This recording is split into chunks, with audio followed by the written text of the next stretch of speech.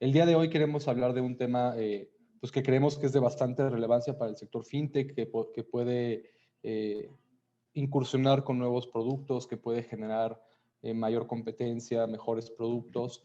Y hemos conformado un panel para que cada panelista, que ahorita voy a dar la palabra para que cada uno de ellos se presente, pues pueda darnos una visión desde cómo ellos visualizan el tema de Open Banking, un poquito la historia. Tenemos en el caso de Pablo, que está desde España, nos puede dar un poquito la visión, cómo está en España, cómo ha sido en otros países. Y el caso con Cristian, que es el country manager de Bnext, y con Raúl, ¿no? que actualmente está en DAI. Entonces, pues vamos empezando. Me gustaría que se presentaran un poquito ustedes, platicaran brevemente su historia y que nos contaran pues, qué es lo que están haciendo actualmente. Entonces, si quieres, empezamos contigo, Pablo. Sí, fantástico. Gracias, Luis. La verdad es un placer estar también acompañado de Raúl y de Cristian en este panel. Y sí, brevemente, vamos, me presento. Yo soy Pablo Viguera, soy cofundador de Velvo.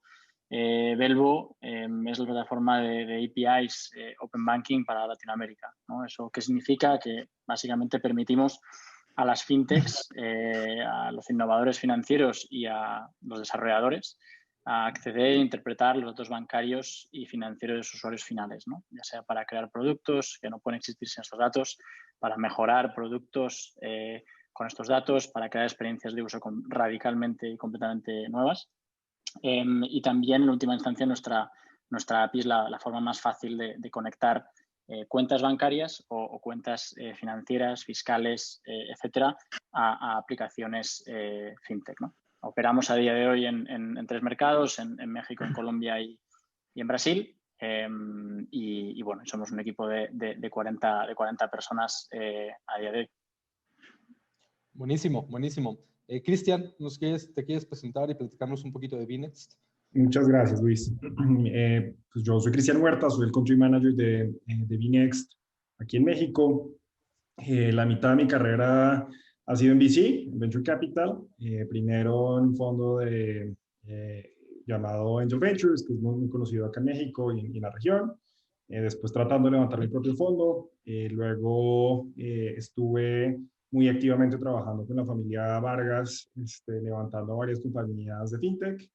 Y por último, como country manager en Bnext. Bnext es el Challenger Bank más grande de España y uno de los de más rápido crecimiento en México. Dentro de las cosas que hacemos diferentes respecto de todas las ofertas que hay en el mercado, es un marketplace de servicios financieros que nos permite ofrecerle una gran suite de servicios a través de distintos partners a nuestros usuarios. Nosotros ofrecemos créditos a través de Quesky, ofrecemos seguros de vida a través de Mango Life, ofrecemos seguros de coche a través de Krabi, el pago de servicios públicos, también tenemos un chat médico, en fin, tenemos, ¿no?, muchas funcionalidades. Hoy tenemos en México más de 100,000 cuentas y lanzamos a principios de este año acá en México. Súper interesante. Raúl, si nos quieres platicar un poco de ti, de actualmente en DAI, un poquito de tu historia.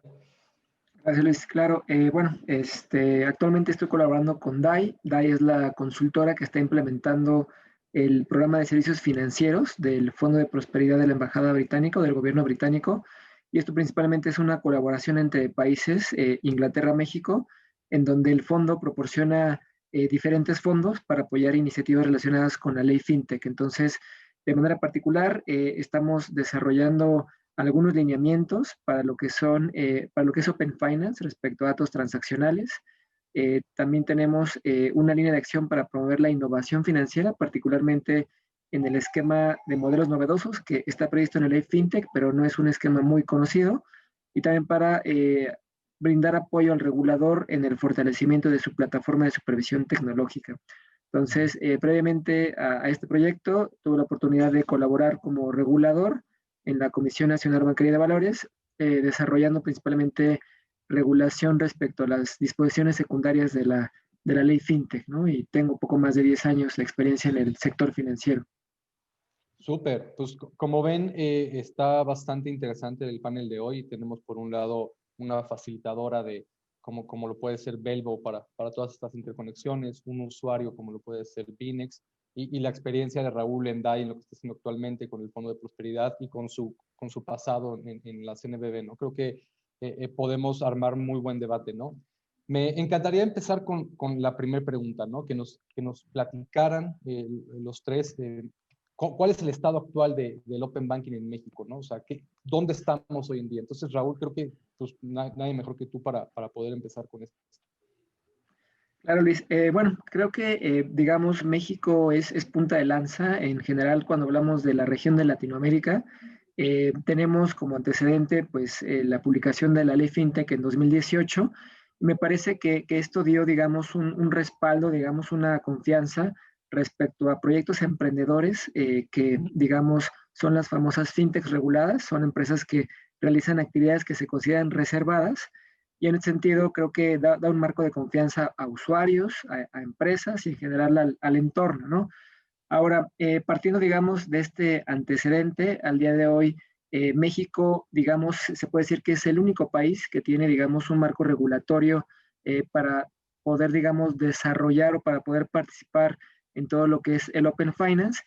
Y también por otro lado, cuando hablamos de Open Finance, también tenemos aplicaciones no reguladas, ¿no? Entonces, hoy en día algunos bancos, y en este sentido creo que no importa el tamaño, hay bancos grandes, hay bancos pequeños, están desarrollando, digamos, modelos de negocio alrededor de las APIs. Entonces, los términos que hoy podemos escuchar son el Banking as a Service, ¿no? Donde una entidad financiera, por ejemplo, digamos, a través de terceros, ofrece servicios financieros para crecer su base de clientes. Tenemos el concepto del Platform as a Service, donde el mismo banco utiliza su infraestructura para poder llegar a nuevos clientes a través de canales digitales, ¿no? Entonces, creo que en este sentido, México tiene una posición de liderazgo en la región, ¿no?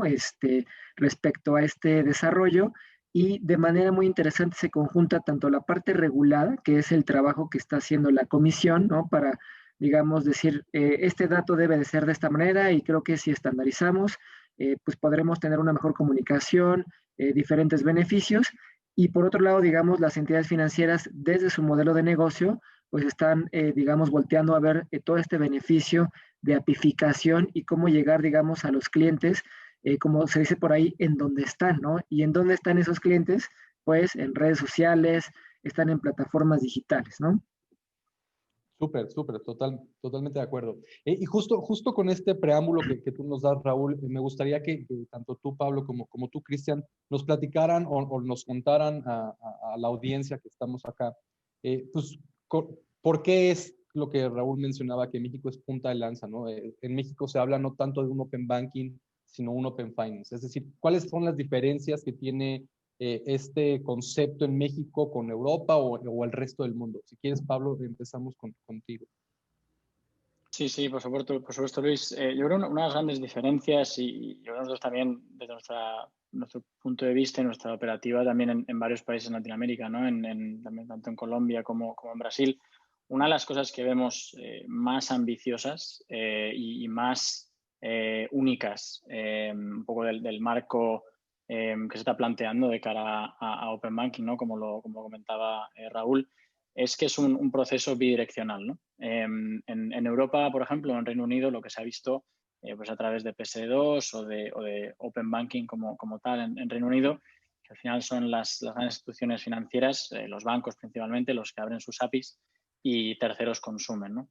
Lo que es muy interesante del modelo en México, ¿no? Las disposiciones transitorias, es que otro tipo de entidades, ya sean pues entidades financieras o no, también se van a ver pues obligadas en cierta medida a abrir sus datos, ¿no? Y a compartirlos. Es decir, que pueden ser tanto consumidores como proveedores, ¿no? Eso, desde el punto de vista del usuario final, que no hay que olvidar lo que es el principal interesado en que Open Banking sea una realidad, ¿no? Para tener productos financieros más eficientes, más democráticos, mucho más inclusivos, es el gran beneficiado, ¿no? La gran beneficiada.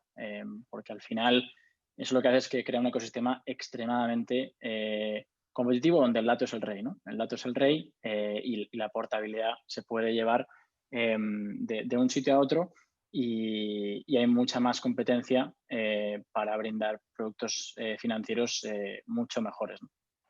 De acuerdo. Y tú, Cristian, en el caso de Binex, que está tanto en México como en España, ¿tú cómo visualizas estas diferencias que puede haber? Mira, yo tengo una opinión bien diferente a la que tiene Raúl, ¿no?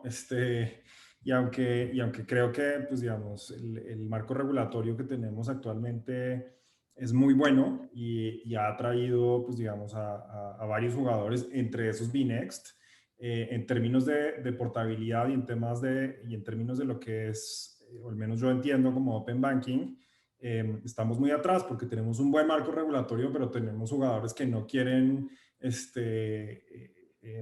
jugar en las reglas de ese marco regulatorio.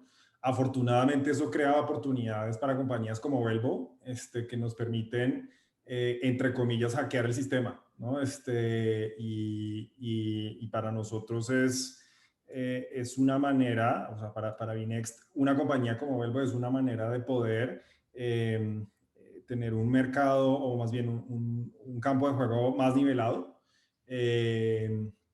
Creo que todavía tenemos que avanzar muchísimo en términos de portabilidad. Hay muchas cosas, pues digamos, bien interesantes más allá de temas de plataformas de banking as a service o de fintech as a service que deberían pasar a través del open banking, ¿no? Para que los usuarios realmente puedan no tener barreras de salida y encontrar la mejor solución.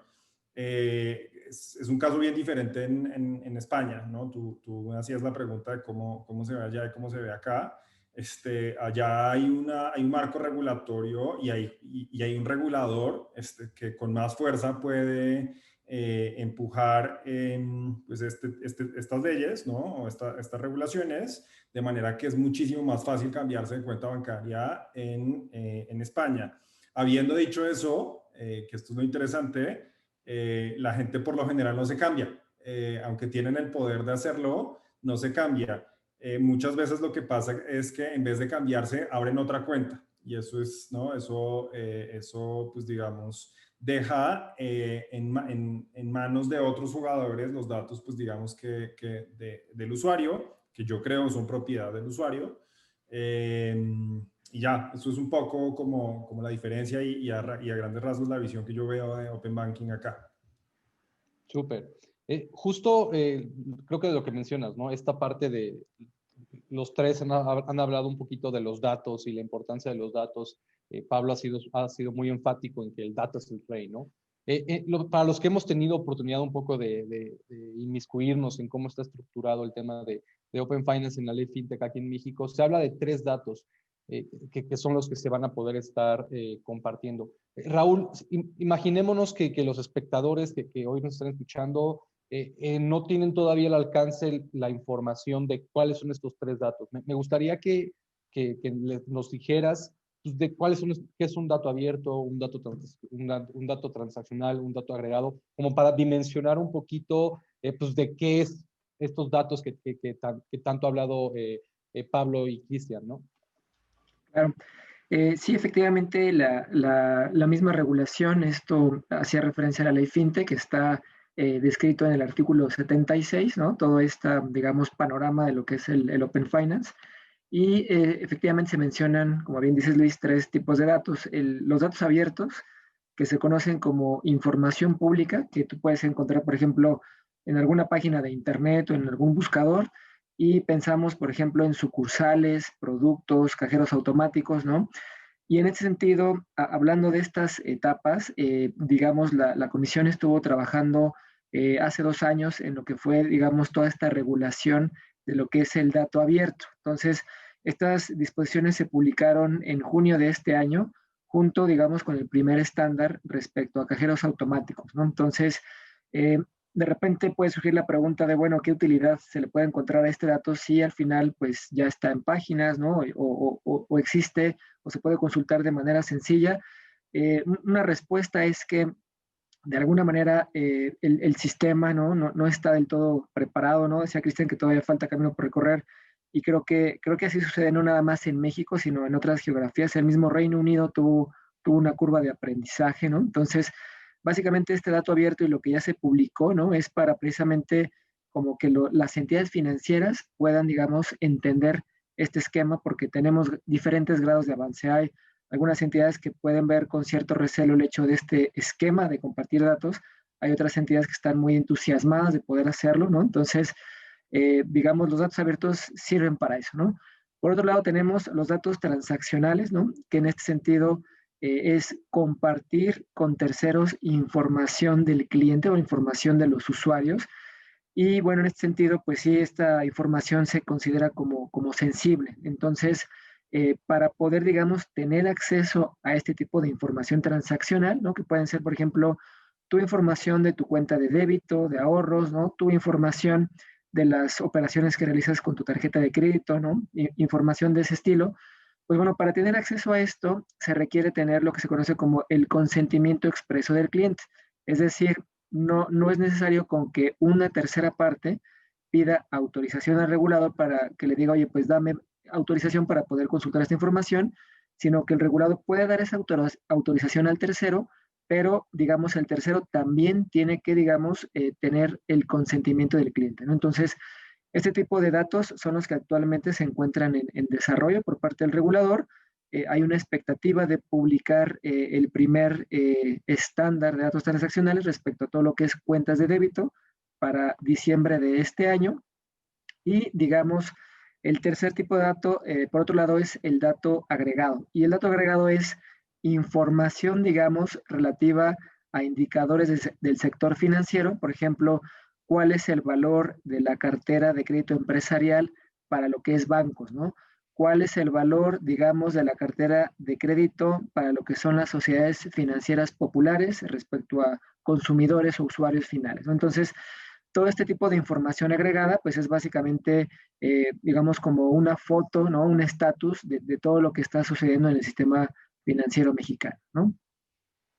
Claro, entonces digamos que hasta ahorita de esos tres tipos de datos tenemos a través de las disposiciones secundarias que salieron este junio los datos abiertos, ¿no? Están en proceso de trabajarse los datos transaccionales y posteriormente serían los datos agregados.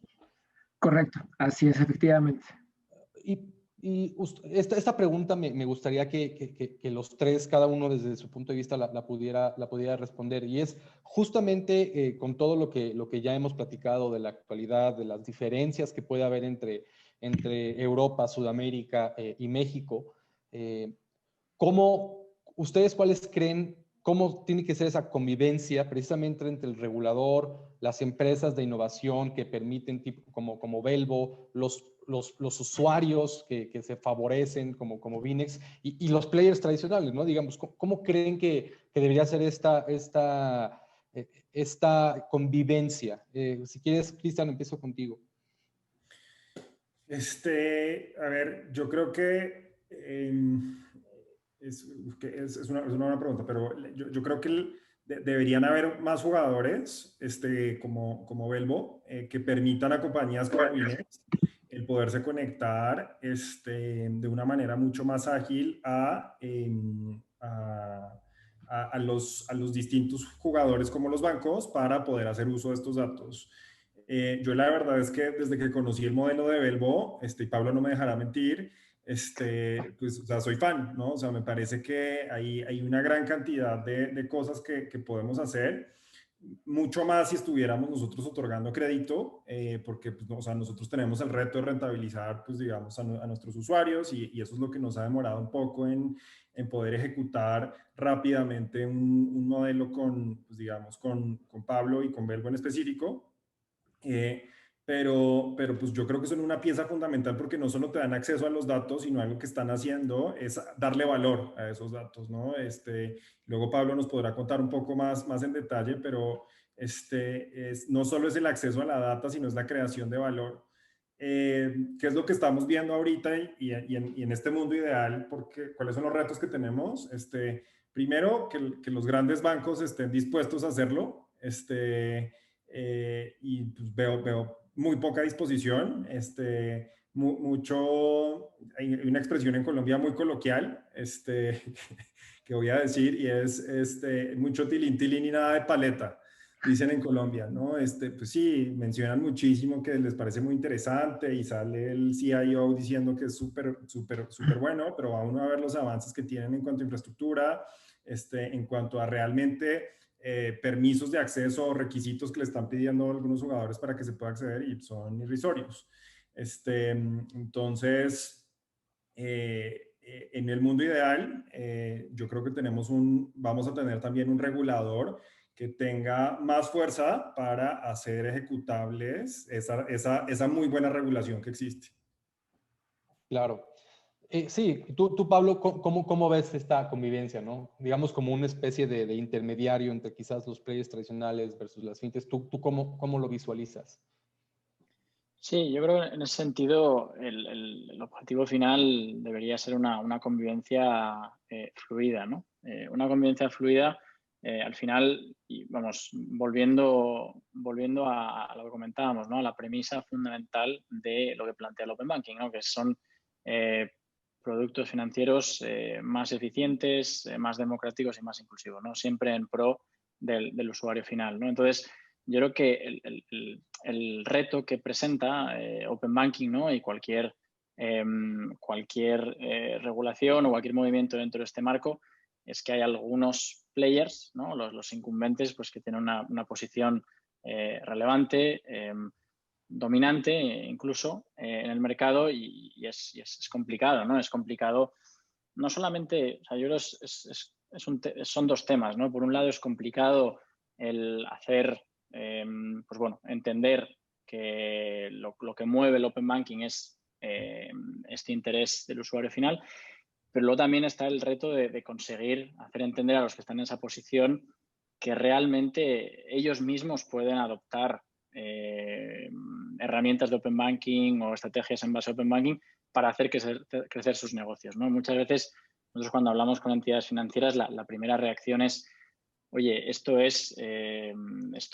va en contra de mi negocio, ¿no? Esto abre mi negocio, abre mi caja fuerte y voy a estar desvelando todos mis secretos, ¿no? Cuando realmente se puede ver, como en países, por ejemplo, en Europa o Reino Unido, donde realmente los bancos han sido, como decía pues Raúl al principio, ¿no? Donde han sido pues capaces de crear modelos de negocio completamente innovadores donde no existían gracias a esta información, ¿no? Pues igual que pueden ellos conocer a clientes de otras entidades a los que no bancaban o pueden tener acceso a clientes pues bueno, que no trabajaban con ellos y ofrecerles productos y llegar a través de canales diferentes. Ese es un poco el reto, ¿no? Yo creo, el hacer ver que no es un tema de atacar o de quitar cuota, al final es un tema de nivelar y crear un tamaño de la tarta más grande para todos, ¿no? Esa es el gran reto, pero es la gran oportunidad para todos. Sí, dale, Cristian, dale. Perdón, yo solo quería agregar algo a lo que decía Pablo, que me parece muy, muy interesante, y es, o sea, Open Banking, yo creo que destruye dos paradigmas, ¿no? El primero es que el dato es de la institución financiera, ¿no? El dato es del usuario, ¿no? Eso yo creo que es muy importante. Y dos, el miedo o sea, de los grandes bancos a decir, es que van a ver mis datos, ¿no? Entonces, primero no son sus datos, van a ver los datos de sus clientes, pero también es verlo como voy a poder ver los datos de los demás. Y yo creo que eso es lo poderoso, ¿no? En vez de decir, es que no quiero que vean lo que yo tengo, es poder ver todo lo que tienen los demás. Ahí es donde creo que hay mucho poder, ¿no? Y el que se vale beneficiado de ese poder al final es el usuario final. Sí, totalmente. O sea, justo hacer ver a los jugadores tradicionales que no nada más van a abrir para ayudar a otros, sino que ellos mismos también se pueden ayudar, ¿no? Y, oye, Raúl, ¿y tú con tu pasado, ahora sí que en la comisión, ¿no crees que también un poco el regulador tendría que estar mandando este mensaje, no necesariamente comercial, pero sí como de blindar a los jugadores tradicionales esta perspectiva en donde la importancia del Open Banking no es yo develar mi información, sino develar mi información junto con todos para que todos tengamos acceso a más información y podamos centralizar al usuario? ¿No crees que esto es algo que también el regulador podría estar ahí impregnando este mensaje? Y digamos, es una pregunta muy interesante porque yo, por ejemplo, veo una evolución en diferentes etapas. Por ejemplo, Lo primero es el Open Banking, que es solamente ciertas entidades, particularmente bancos, ¿no? Que en este caso abren información, ¿no? Del Open Banking al Open Finance, ¿no? Donde además de bancos interactúan otras entidades financieras como bancos, pero además, por ejemplo, empresas de seguros, ¿no? Todas las entidades del sector de ahorro y crédito popular, eh, casas de bolsa, etcétera, el sector bursátil, etcétera, etcétera. Y bueno, y el tercer paso, que evidentemente pues, en algún momento llegaremos a ese punto, es el Open Data, ¿no? Y retomo tu pregunta porque creo que el regulador tiene un reto bastante interesante. Por un lado, dentro del sector financiero que regula, evidentemente sí, digamos, está realizando un trabajo para poder de alguna manera establecer un campo de juego, por decirlo así, mínimo, ¿no? Evidentemente el regulador no va a emitir estándares sobre todos los datos, ¿no? Y sobre todas las posibilidades, es como cuál es lo mínimo, ¿no? Que en este caso se puede desarrollar para tener un campo de juego parejo.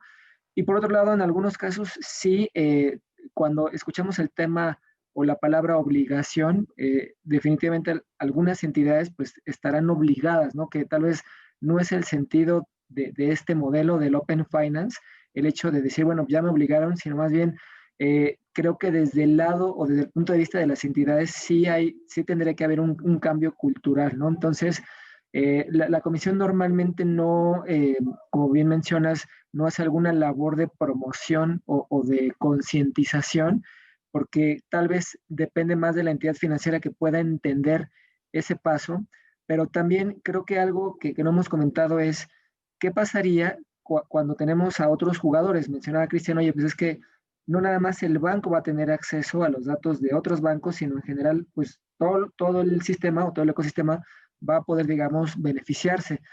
Pero de repente las mismas entidades preguntan, oye, ¿y si llega un Amazon? ¿Y si llega un Google? ¿No? A lo mejor Amazon, pues tiene el perfil del cliente, pues porque consume su Amazon Prime, porque compra en su tienda, porque le da algún otro tipo de servicio, ¿no? Y el banco no necesariamente tiene información de la que tiene Amazon, pero si Amazon consulta el perfil transaccional del cliente con todos los bancos, pues evidentemente ahí se empieza tal vez a desequilibrar. Entonces, hoy en día esa es una interrogante muy interesante, por eso hablaba del Open Data, no nada más en el sector financiero, sino para lo que se conoce como las utilities, ¿no? El pago del agua, el pago del gas, ¿no? La parte de retail, ¿no?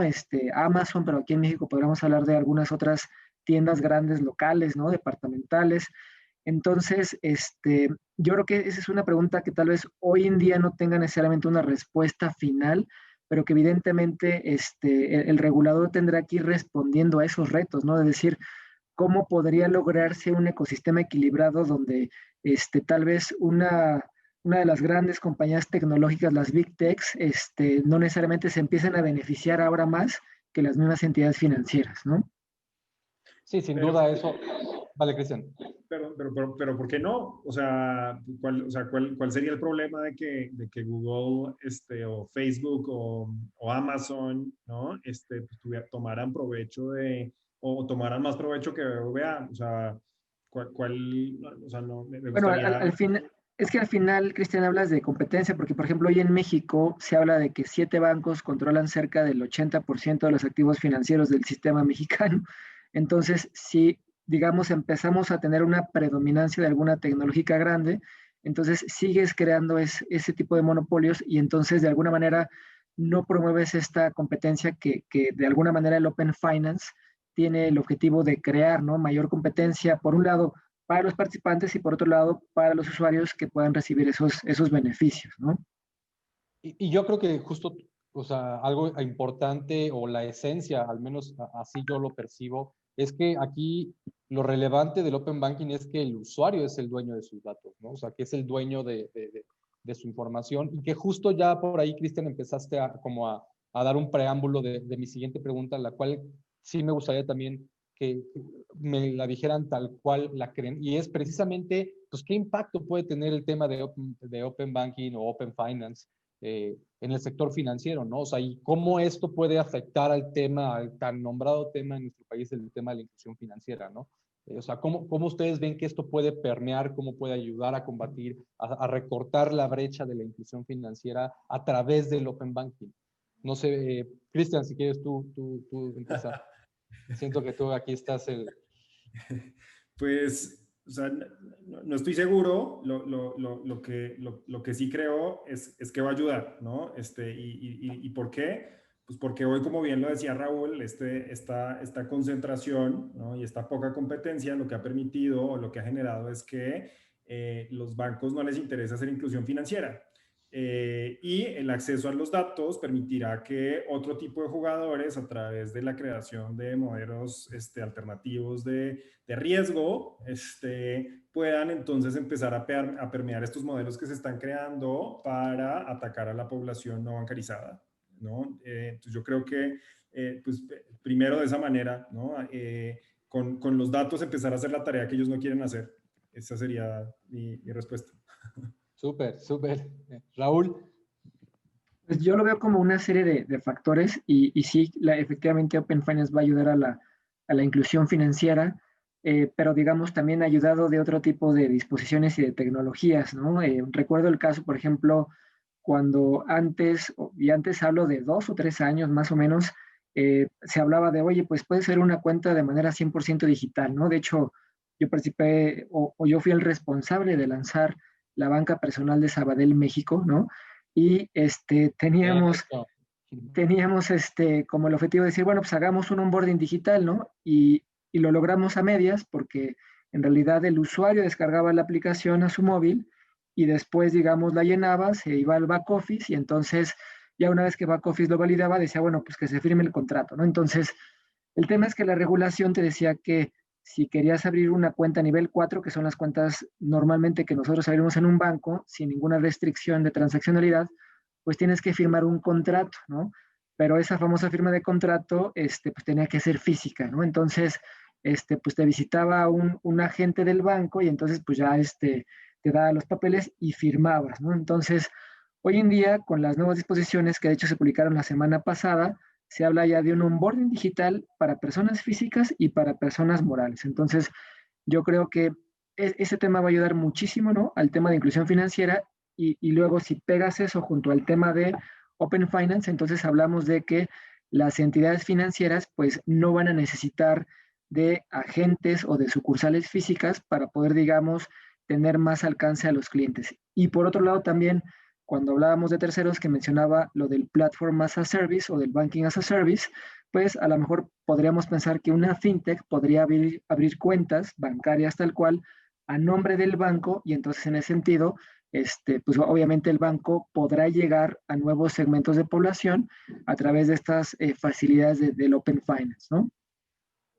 Total. Y antes de pasar contigo, Pablo, aprovecho para decirles a todos los que nos están escuchando que al final, como cada sesión que realizamos, habrá una parte de preguntas y respuestas. Si quieren ir poniéndolas tanto en el chat o como en la parte que tienen ustedes para hacer una pregunta y al final les daremos respuesta. Y ahora sí, Pablo, contigo para cerrar este tema. ¿Tú cómo crees qué impacto puede tener el tema de Open Banking en el sector financiero mexicano? Sí, yo creo que específicamente en lo que toca la parte de inclusión, ¿no? Más allá de lo que han comentado Raúl y Cristian, yo creo que se presenta como una oportunidad muy interesante llevando el concepto más allá de lo que es Open Banking, ¿no? Es decir, el tener acceso a información que puede ser utilizada casi como información bancaria para entender financieramente a una persona y poder tomar decisiones sobre, oye, cómo bancarle, cómo prestarle, cómo asegurarle, etcétera, ¿no? Eso, por ejemplo, nosotros es algo que estamos trabajando, ¿no? y que vemos mucho en Velu. Nosotros no solamente ofrecemos información de tipo bancaria a través de nuestras plataformas, también información fiscal del SAT o información financiera, por ejemplo, de plataformas de economía colaborativa, ¿no? De Uber, de Rappi. ¿Y qué pasa con eso, no? Es decir, es información no bancaria, pero que puede aportar muchísimo valor para determinar pues el credit score de una persona, entender a esa persona cómo se comporta, cómo transacciona, etcétera, ¿no? Pues tomando, por ejemplo, la información de los riders de Uber, ¿no? De los riders de Rappi, ¿no? Pues, oye, ¿cuál es el payout? ¿Cuánto ganan al día? ¿Cuánto ganan a la semana? Al final, esos wallets tienen información extremadamente valiosa, ¿no? Que se puede transformar y crear, y que muchas veces ese tipo de colectivos no tienen una cuenta bancaria, ¿no? Pues al final, pues igual cobran, igual reciben su dinero y hacen un cash out en efectivo, ¿no? Pero claro, esos datos luego pueden ser utilizados por plataformas que están creando nuevos productos financieros para ese tipo de colectivos, pueden ser utilizados por bancos para conocer un segmento de la población que antes no conocían. Entonces, realmente se crea como una riqueza de datos no tradicionales, pero sí normalizados y sí estandarizados, ¿no? Que realmente pues, permite, venga la todo de donde venga, de un banco, del SAT, de una plataforma de economía colaborativa, de una fuente no estandarizada, puede ser tratada y analizada como si fuera un dato bancario para tomar decisiones con modelos pues, de riesgo, de underwriting, de lo que sea, pues ya sea más o menos sofisticados o más o menos tradicionales, ¿no? Sí, justo, es como hacerlo mucho más, obtener un dato mucho más de la vida real y que puede complementar en muchos sentidos una oferta financiera, ¿no? Y que justo, Pablo, que me ganaste un poquito la pregunta que tenía especialmente para ti, ¿no? Me gustaría también conocer la opinión tuya, Cristian, pero me gustaría que aterrizáramos, ¿no? El tema de Open Banking, es decir, yo como una empresa de alguna industria, ¿cómo puedo beneficiarme a través del Open Banking? Justamente con todo ese contexto que tú ya estabas poniendo, ¿no, Pablo? O sea, ¿cómo a través de ese dato, cómo empresas como Belbo pueden minar, pues, si vale la palabra, los datos y entregarla, o sea, aterrizarlo? Si pudieras tú darme un caso de éxito que se haya hecho ahora o que crees que probablemente dentro de poco se pueda realizar en México, como para que lo que nos están escuchando también puedan no solamente conocer la parte regulatoria del Open Banking, sino vivir un poco, tanto como usuario final o como con una empresa, cómo pueden aprovechar el tema de Open Banking. Sí, por supuesto. Bueno, nosotros al final un poco los ejemplos que tenemos, el trabajo que tenemos, pues trabajando con docenas de compañías, ¿no? Tanto en México, en Colombia, ahora también en Brasil. Al final trabajamos con todo tipo de compañías, ¿no? Fintechs, instituciones financieras, incluso algunos marketplaces, merchants, etcétera, ¿no? En el caso concreto que comentábamos antes de acceder a datos que van más allá del Open Banking, ¿no? Pues datos, por ejemplo, de payouts, de economía colaborativa para riders, etcétera, pues trabajamos con compañías como Heru, por ejemplo, que es una plataforma que ofrece servicios financieros a independientes, ¿no? Y entonces, gracias a los datos que les proporcionamos nosotros o que acceden a través de la plataforma de Belbo, pues pueden entender el perfil financiero de un conductor de Uber, ¿no? Y así ofrecerle un seguro, y así ofrecerle un crédito, etcétera, ¿no? Eso es un poco enfocado en la parte de finanzas personales. Luego, en otros casos de uso que también trabajamos con muchos clientes es la parte del crédito, ¿no? La parte del crédito, trabajamos con clientes que ofrecen todo tipo de crédito, ¿no? Desde crédito como B2C directo, como limpio, payday loan, marketplace de lending, B2B, working capital loans, asset-backed loans con hipotecas, o sea, todo tipo, ¿no? Pero ahí unas cosas principales es extraer datos que complementan un modelo de riesgo y de underwriting no perfecto, ¿no? O sea, al final es reducir el riesgo y también poder mejorar drásticamente la experiencia de uso y al final la conversión de las plataformas que son clientes nuestras, ¿no? Pues al final, en lugar de tener que pedir a un usuario tuyo, a un cliente tuyo, para concederle un crédito hipotecario online, tener que pedirle pues el extracto bancario los últimos 7 meses, pues oye, conéctate con Belbo y te doy una respuesta en lugar de en 5 días, te la doy en 2 horas, ¿no? Y encima el monto que te voy a poder dar y el tipo de interés que te voy a poder ofrecer es muchísimo mejor que si no lo fuera, ¿no? Entonces, al final, ahí vemos casos de uso muy, muy interesantes en la parte de crédito, ¿no? Trabajando con clientes en México. Luego también la parte pues con muchos neobancos también trabajamos, ¿no? En la parte más de validar cuentas, validar usuarios, mejorar los procesos de onboarding, ¿no? Y de autenticación de cuentas, verificar que la cuenta bancaria que asocia un usuario a un wallet efectivamente es de esa persona, ¿no? Nosotros podemos a través de nuestra plataforma validar eso en 4 segundos. y luego todo lo que son también casos de uso de automatización, ¿no? Todo lo que es ahorro de tiempo y de dinero en procesos, ¿no? Pues, por ejemplo, trabajamos con varias compañías que hacen pues, contabilidad en la nube, ERP, todo esto, que antes de Belbo pues, pedían manualmente a sus clientes pues hacer un update todas las semanas, todos los meses de los extractos bancarios, enviárselo en PDF, enviárselo en Excel y tener a gente picando luego por detrás. Y ahora es tan sencillo como, oye, vincula tu cuenta y automáticamente cada semana, cada día, cada mes, esto está solucionado, ¿no? Ahorrando pues mucho tiempo. Y en última instancia, luego siempre es lo mismo, ¿no? Que es ofreciendo una mejor experiencia al usuario, ¿no? Ya sea una experiencia de uso, ya sea un mejor tipo de interés, ya sea una respuesta inmediata, y eso se nota, ¿no? Y tú, Cristian, tú como, o sea, en Binex, ¿cómo visualizas que en el futuro próximo Binex se pueda ayudar del tema de Open Banking para mejorar los servicios que actualmente le ofreces a tus clientes? Voy a combinar mi respuesta con algo que dijo Pablo, porque este es mi sueño, ¿no?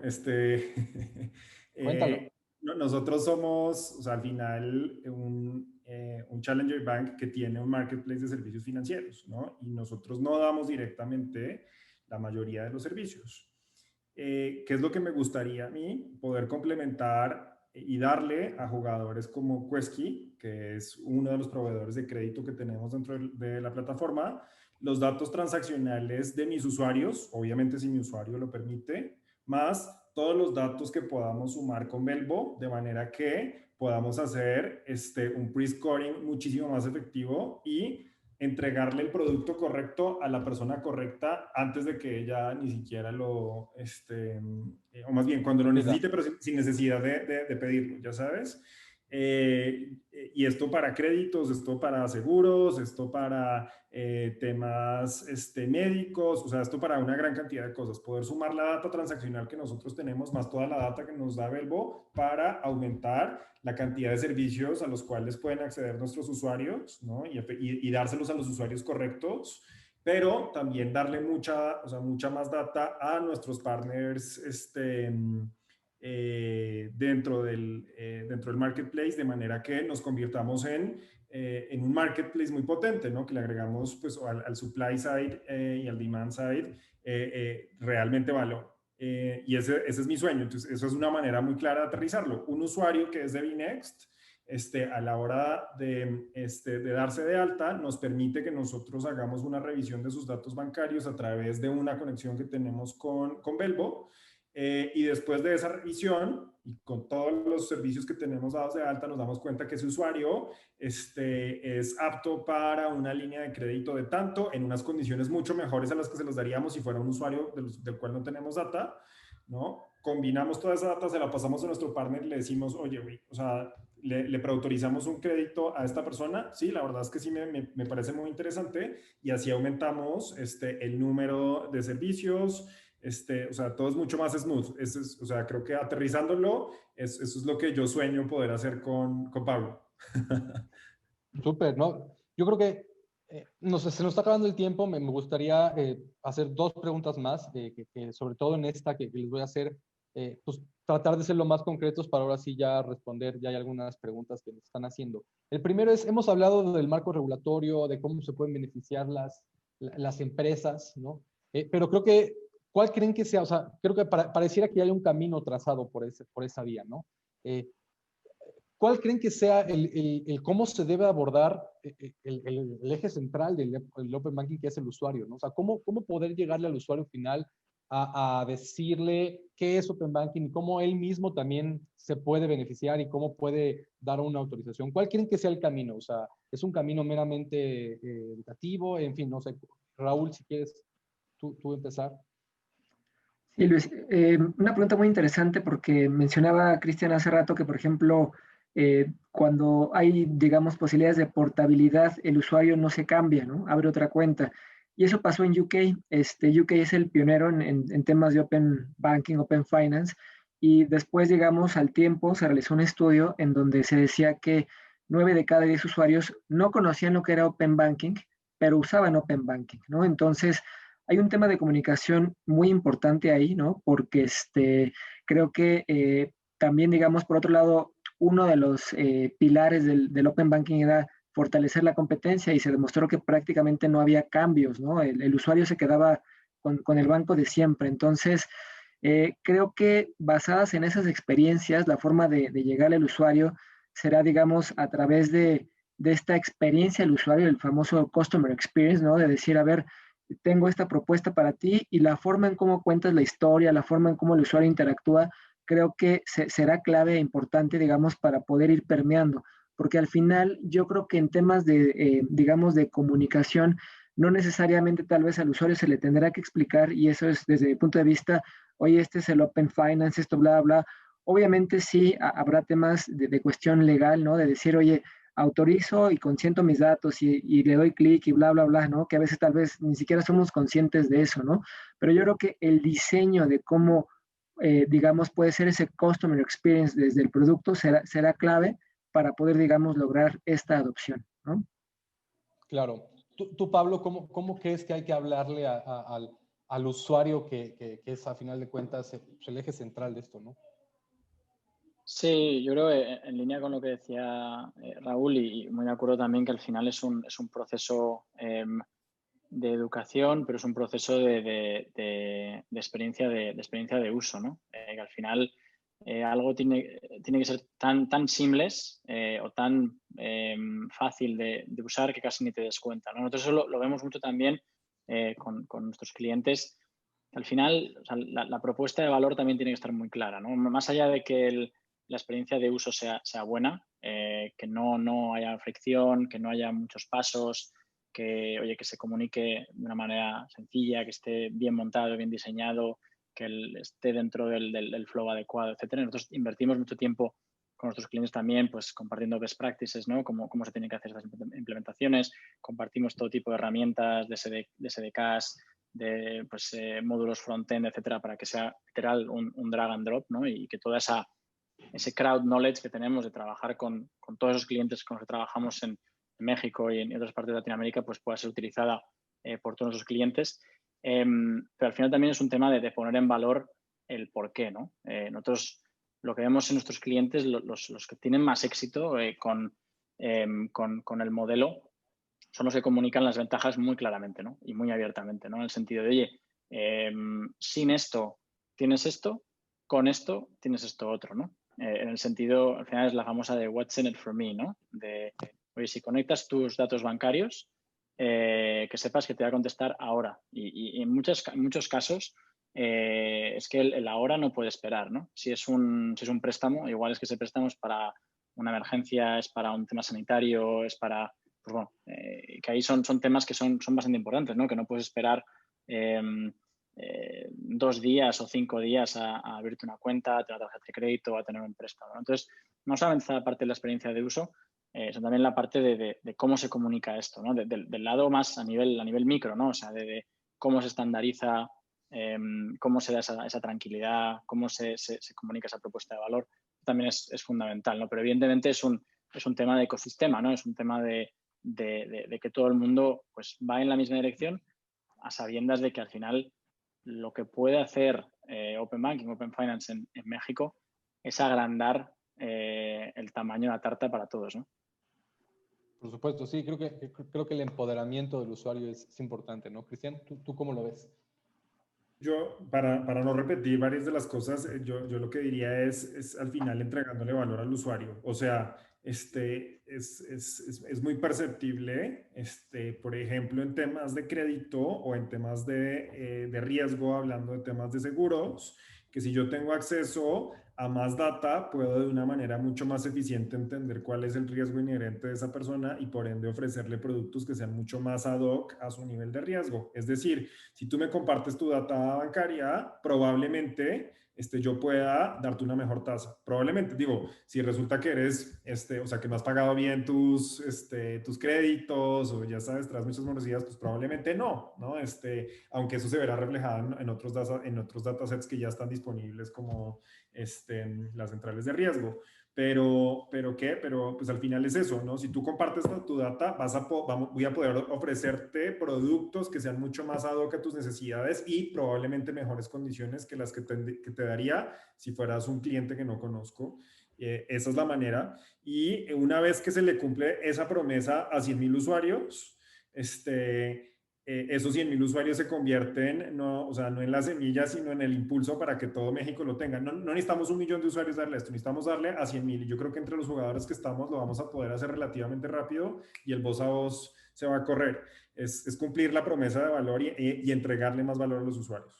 Totalmente. Creo que eso último que mencionas es bien, bien importante. Y justo con esto abro mi última pregunta para ahora sí ya pasar al tema de preguntas y respuestas, ¿no? Y empiezo contigo, Cristian. Precisamente con base en eso último que dijiste, ¿cómo para ti, cómo ves el futuro del Open Banking en México? Todo depende, ¿no? Todo depende. Yo creo que, o sea, para tener un buen futuro en temas de Open Banking necesitamos un regulador más fuerte. Necesitamos que el regulador tenga más recursos y que tenga la manera de jalar mucho más conocimiento. Lo que está haciendo DAE con Raúl me parece extraordinario, ¿no? El poder capacitar y fortalecer al regulador. Y si eso pasa, yo creo que el futuro de Open Banking lo que va a permitir es que el usuario se beneficie y se apropie de sus datos de manera que tengamos créditos más baratos, seguros mejor dimensionados, una inclusión financiera significativamente más alta. Eso es lo que veo con el Open Banking, con un regulador fuerte. Sin un regulador fuerte, vamos a ver muchas exposiciones de bancos diciendo lo padre que es innovar y no haciendo nada. Claro. Pablo, para poder finalizar con Raúl. Sí, yo creo muy brevemente, ¿no? Yo creo que hemos tocado algunos de los puntos principales a nivel oportunidad. Yo creo que, y poniéndolo en contexto de la región, ¿no? de Latinoamérica, yo creo que en México, y es un punto que también ha mencionado Raúl, ¿no? Está muy bien posicionado para ser uno de los pioneros, ¿no? Y lo está siendo y lo está demostrando en los últimos años. Y ahora también combinando con algo que decía Cristian, ahora es un tema de ejecución, ¿no? Es un tema de ejecución de que, como tú mencionabas, de que todo el mundo trabaje junto, pues de que al final pues haya adopción. Pues bueno, es un trabajo a hacer conjunto, pero ahora es un tema de ejecución verdaderamente, ¿no? Y que esa curva, pues igual que en Reino Unido hace poco llegaban a los varios millones de usuarios ya de Open Banking después de unos cuantos años desde su implantación, pues que eso sea una realidad, ¿no? Pero definitivamente bien posicionados se está en México, ¿no? Raúl, contigo terminamos. Yo veo, digamos, el futuro como, digamos, un ecosistema donde definitivamente entrarán nuevos jugadores y me parece muy positivo porque esto ayudará al tema de competencia. Vero, por ejemplo, es pionero, ¿no? Creo que me parece perfecto que se esté adelantando, ¿no? Y en este sentido, pues hay una buena ventaja competitiva. Y por la parte, digamos, de los participantes, hablando de bancos y otras entidades financieras, yo creo que es un tema de tiempo.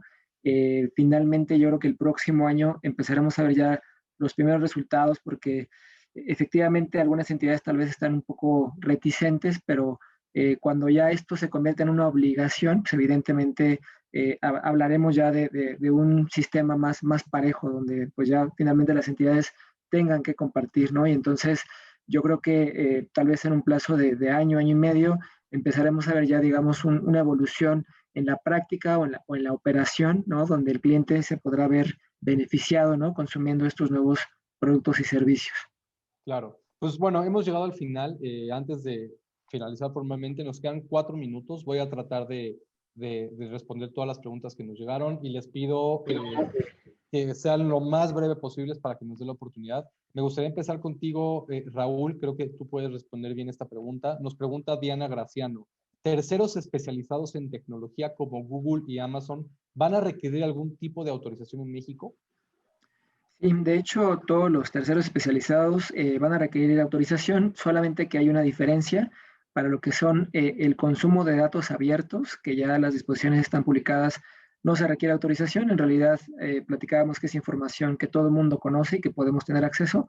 Para lo que es datos transaccionales, definitivamente sí se va a requerir autorización. Y para datos agregados todavía no hay una respuesta, ¿no? Perfecto. Nos pregunta aquí un espectador anónimo, Pablo. Pablo, ¿por qué una entidad escogería utilizar Velvo para conectar con las demás entidades? ¿Qué beneficio habría en lugar de hacerlo por su cuenta? Sí, buena pregunta. Yo creo, vamos, son fundamentalmente diría dos puntos, ¿no?